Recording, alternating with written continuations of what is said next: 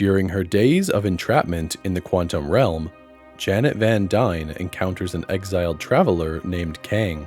In the present day, Scott Lang has become a successful memoirist and has been living happily with his girlfriend, Hope Van Dyne. Scott's now teenage daughter, Cassie, has become a political activist, resulting in her having a strained relationship with her father. While visiting Hope's parents, Hank Pym and Janet, Cassie reveals that she has been working on a device that can establish contact with the quantum realm. Upon learning of this, Janet panics and forcefully shuts off the device, but the message is received, resulting in a portal that opens and sucks the 5 of them into the quantum realm. Scott and Cassie are found by quantum realm natives who are rebelling against their ruler, while Hope, Janet, and Hank explore a sprawling city to get answers. Hope, Janet, and Hank meet with Lord Krylar, a former ally of Janet's, who reveals that things have changed since she left, and that he is now working for Kang, the quantum realm's new ruler. The 3 are forced to flee and steal Krylar's ship.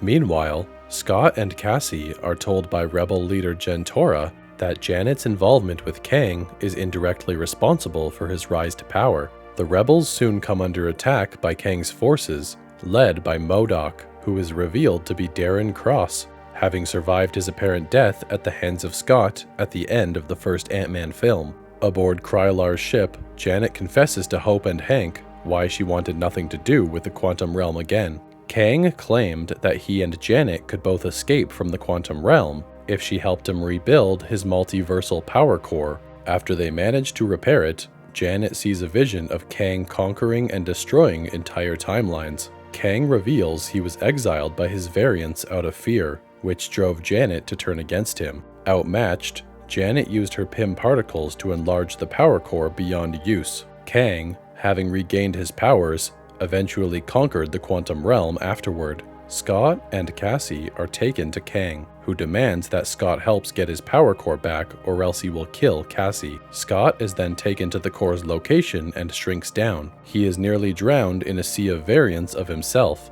but Hope arrives and helps him acquire the power core. However, Kang reneges on the deal, capturing Janet and destroying her ship with Hank on it. After being rescued by his aunts, who were also pulled into the quantum realm, rapidly evolved, and became hyper-intelligent, Hank helps Scott and Hope as they make their way to Kang. Cassie rescues Gentora, and they commence an uprising against Kang and his army. During the fight, Cassie convinces Cross to switch sides and fight Kang, though he sacrifices his life. Janet fixes the power core as she, Hank, Hope, and Cassie jump through a portal home, but Kang attacks Scott, nearly beating him into submission until Hope returns, and, together with Scott, they destroy the power core with a combination of Pym particles and knock Kang into it, consuming him into oblivion. Cassie reopens the portal on her end for Scott and Hope to return home. As Scott happily resumes his life, he begins to rethink what he was told about Kang's death being the start of something terrible happening, but brushes it off. In a mid-credits scene, numerous variants of Kang commiserate the death of one of their own